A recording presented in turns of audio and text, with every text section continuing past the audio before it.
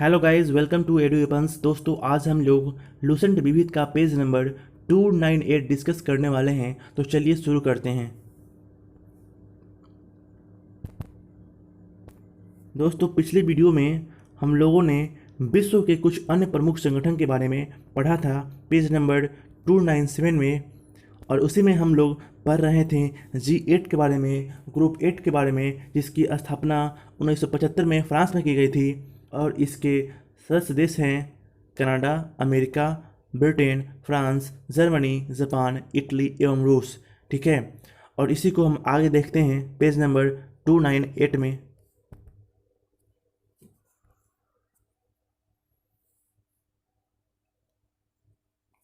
20 से 22 जून 1997 ईस्वी को अमेरिका के शहर डेनवर में संपन्न G7 के शिखर सम्मेलन में रूस को G7 का सदस्य बनाया गया। ठीक है दोस्तों, पहले यह था G7, फिर बना G8। जब G7 में रूस जब आया तो यह बन गया G8। ठीक है, और यह कब आया तो 20 से 22 जून 1997 ईस्वी को। ठीक है, एक सम्मेलन हुआ था अमेरिका के शहर में, इसका शहर का नाम था डेनवर शहर, और उसी में रूस G7 का सदस्य बन गया और इस प्रकार क्या हो गया, G8 हो गया। लेकिन ठीक है, मार्च 2014 में रूस को G8 से निलंबित कर दिया गया और फिर G8 से रूस को मार्च में 2014 ईस्वी में अलग कर दिया गया। ठीक है, और फिर यह बन गया G7। अब हम लोग अरब लीग को चर्चा करेंगे। अरब लीग क्या है? इसकी स्थापना 22 मार्च 1945 को काहिरा, यह मिस्र की राजधानी है। ठीक है, काहिरा मुख्यालय में हुआ, यह भी इसका मुख्यालय ही है। ठीक है ना, इसकी जो स्थापना है वह काहिरा में हुआ और इसका मुख्यालय भी काहिरा में ही है। इसके सदस्य देशों की संख्या है 22। ठीक है, जिनमें प्रमुख कौन है? मिस्र, इराक, जॉर्डन, लेबनान, सऊदी अरब, सीरिया, यमन आदि। ठीक है दोस्तों, यह प्रमुख देश हैं। ठीक है ना, अब हम लोग बात करेंगे पेट्रोलियम निर्यातक देशों का संगठन ओपेक के बारे में, organisation of petroleum exporting countries के बारे में। ओपेक की स्थापना 1960 ईस्वी में बगदाद में हुई। बगदाद इराक की राजधानी है दोस्तों।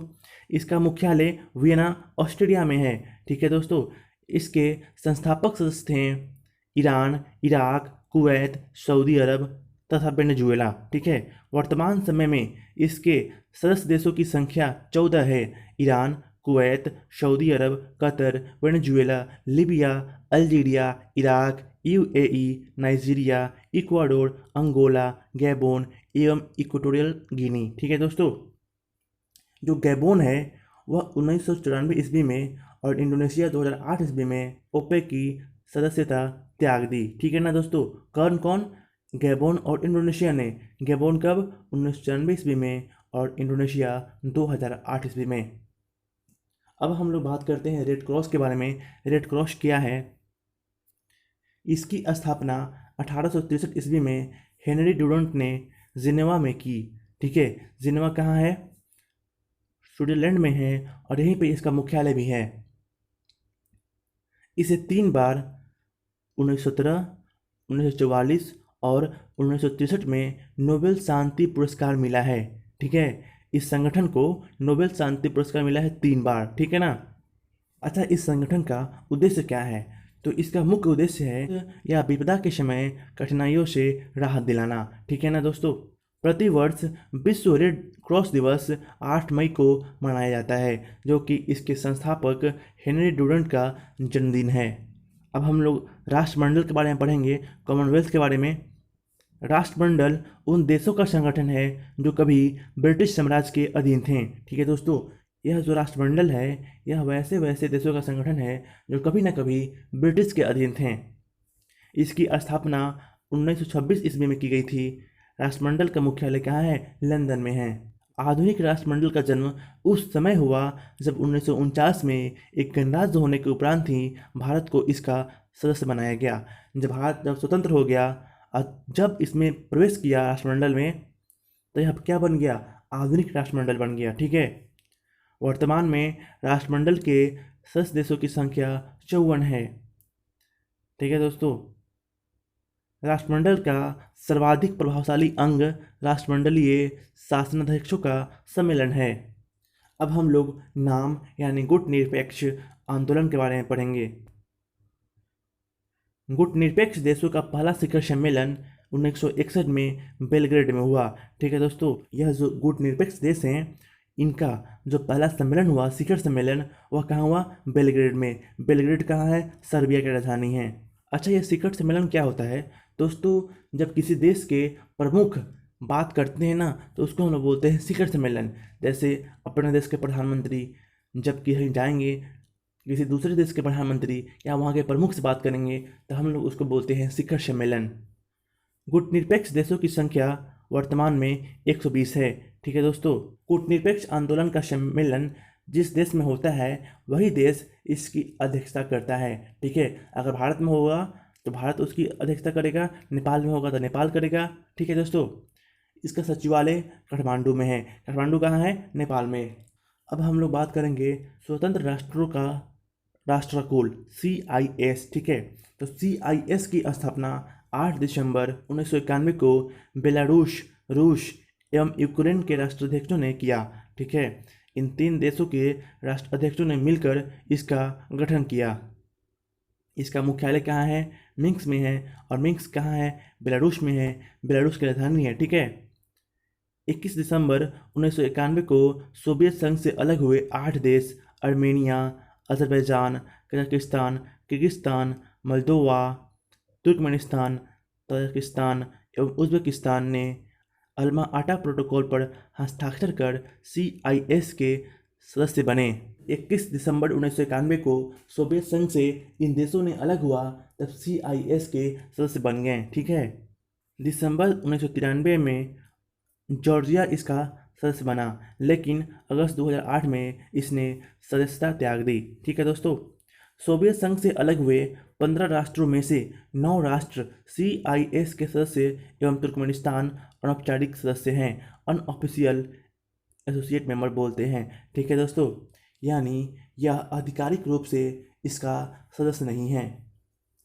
और यूक्रेन यथार्थ सदस्य है लेकिन औपचारिक सदस्य नहीं है। ठीक है दोस्तों, यानी यह सदस्य है। सदस्य है का मतलब क्या है?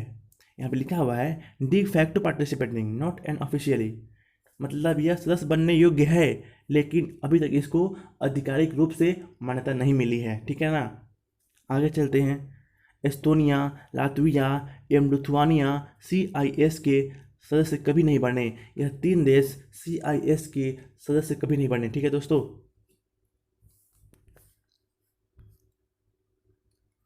अब हम लोग ब्रिक्स के बारे में पढ़ेंगे।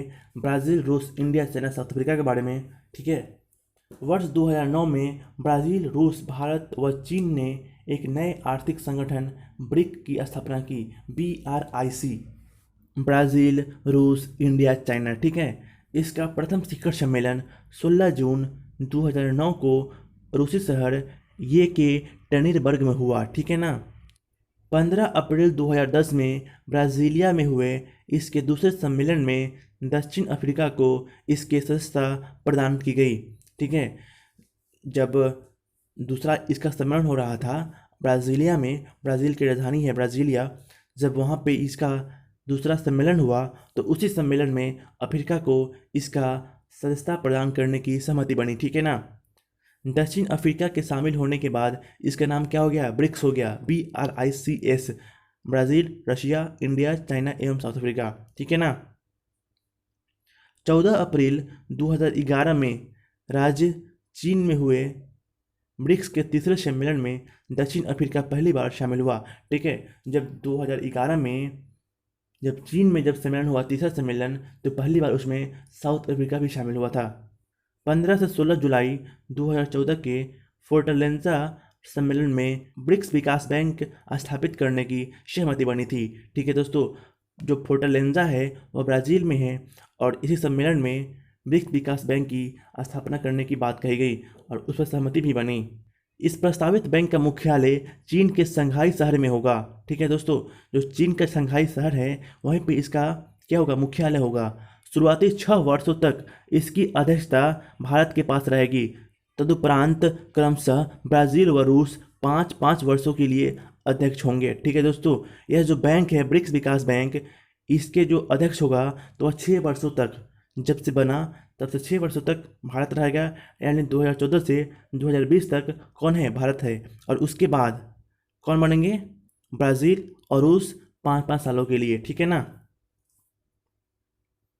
अब हम लोग विश्व के प्रमुख अन्य संगठन और उसके मुख्यालय के बारे में पढ़ेंगे। ठीक है, तो पहला संगठन है गैट, जिसका मुख्यालय कहाँ है, जिनेवा में है। दूसरा संगठन है एमनेस्टी इंटरनेशनल, इसका मुख्यालय कहाँ है, लंदन में है। तीसरा है एशियाई विकास bank, ADB, Asian Development Bank, इसका मुख्यालय कहाँ है, मनीला में है। मनीला कहाँ है, फिलीपींस में है। अगला है दक्षिण पूर्वी एशियाई राष्ट्रों का संघ, आसियान, इसका मुख्यालय कहाँ है, जकार्ता में है। अगला है नाटो। ठीक है, नॉर्थ अटलांटिक ट्रीटी ऑर्गेनाइजेशन, इसका मुख्यालय कहाँ है, ब्रुसेल्स में है। अगला है अफ्रीकी एकता संगठन, OAU, इसका मुख्यालय कहाँ है, आदिश अबाबा में है। यह इथोपिया की राजधानी है। अगला संगठन कौन है, रेड क्रॉस, इसका मुख्यालय है जिनेवा में। अगला संगठन है शार्क, इसका मुख्यालय है काठमांडू में। अगला है संयुक्त राष्ट्र पर्यावरण कार्यक्रम, UNEP, तो इसका मुख्यालय कहाँ है, नैरोबी में है। यह केन्या की राजधानी है। अगला है इंटरपोल, तो इंटरपोल का मुख्यालय है पेरिस के लेओस में। ठीक है ना। अगला है विश्व व्यापार संगठन, WTO, इसका मुख्यालय है जिनेवा में। ठीक है। अगला है अमेरिकी राज्यों का संगठन, OAS, इसका मुख्यालय है वाशिंगटन DC में। अगला है अरब लीग, तो अरब लीग का मुख्यालय मैं बता चुका हूँ कहाँ पे है, काहिरा में है। अगला है परस्पर आर्थिक सहायता परिषद। ठीक है, परस्पर आर्थिक सहायता परिषद, ठीक है, कॉमसोन, COMECON, इसका मुख्यालय कहाँ है, मास्को में, रूस के मास्को में। ठीक है ना। अगला है world council of churches, WCC, इसका मुख्यालय कहाँ है, जिनेवा में है। अगला है यूरोपीय ऊर्जा आयोग, EEC, इसका मुख्यालय भी जिनेवा में है। अगला है अफ्रीकी आर्थिक आयोग, ECA, इसका मुख्यालय कहाँ है, अदीस अबाबा। अगला है पश्चिमी एशिया आर्थिक आयोग, ECWA, यह है बगदाद में, बगदाद है इराक की राजधानी। अगला है संयुक्त राष्ट्र शरणार्थी उच्चायोग, UNHCR, इसका मुख्यालय कहाँ है, जिनेवा में है। अगला है अंतर्राष्ट्रीय परमाणु ऊर्जा एजेंसी, IAEA, इसका मुख्यालय कहाँ है, वियना, ऑस्ट्रिया की राजधानी है, ऑस्ट्रिया। ठीक है ना, ऑस्ट्रेलिया नहीं, ऑस्ट्रिया की राजधानी है वियना। अगला है संयुक्त राष्ट्र औद्योगिक विकास संगठन, UNIDO, तो UNIDO का मुख्यालय है वियना में। ठीक है ना। अगला है संयुक्त राष्ट्र व्यापार एवं विकास सम्मेलन, अंकटाड, UNCTAD, तो अंकटाड का मुख्यालय है जिनेवा में। अगला है विश्व वन्य जीव संरक्षण कोष, WWF, इसका मुख्यालय है इंग्लैंड में, जो स्विट्जरलैंड में है। अगला है अंतर्राष्ट्रीय ओलंपिक कमेटी, IOC, इसका मुख्यालय लुसाने में है, और लुसाने है स्विट्जरलैंड में। अगला है यूरोपीय कॉमन मार्केट, ECM, इसका मुख्यालय भी जिनेवा में है। अगला है चोगम, राष्ट्रमंडलीय राष्ट्राध्यक्ष सम्मेलन, चोगम बोलते हैं। ठीक है ना। इसका मुख्यालय कहाँ है, स्ट्रासबर्ग में है, और स्ट्रासबर्ग कहाँ है, फ्रांस में। अगला है पेट्रोलियम उत्पादक देशों का संगठन, OPEC, मैं बता चुका हूँ, इसका मुख्यालय कहाँ है, वियना में है। अगला है आर्थिक सहयोग और विकास संगठन, OECD, इसका मुख्यालय कहाँ है, पेरिस में है। अगला है यूरोपीय मुक्त व्यापार संघ, ECTA, तो ECTA का मुख्यालय भी जिनेवा में है। राष्ट्रमंडल के बारे में बता चुका हूँ, राष्ट्रमंडल के बारे में कहाँ है, यह भी लंदन में है, इसका मुख्यालय कॉमनवेल्थ का। अगला है यूरोपीय आर्थिक समुदाय, EEC, इसका मुख्यालय जिनेवा में है। यूरोपीय संसद का मुख्यालय कहाँ है, तो यूरोपीय संसद का मुख्यालय है लग्जमबर्ग में। ठीक है। अगला है यूरोपीय स्पेस रिसर्च ऑर्गेनाइजेशन, ISRO, दोस्तों एक अपना ISRO है, ICRO, एक है यूरोपियन, ठीक है, यूरोपियन स्पेस रिसर्च ऑर्गेनाइजेशन, वह होता है ISRO, ESRO। ठीक है ना। उसका मुख्यालय कहाँ है, पेरिस में है। और जो अपना है ISRO, उसका मुख्यालय कहाँ है, बेंगलुरु में है। ठीक है ना। अगला है यूरोपियन परमाणु ऊर्जा समुदाय, यूरोटोन, तो यूरोटोन का मुख्यालय है ब्रुसेल्स में। ठीक है।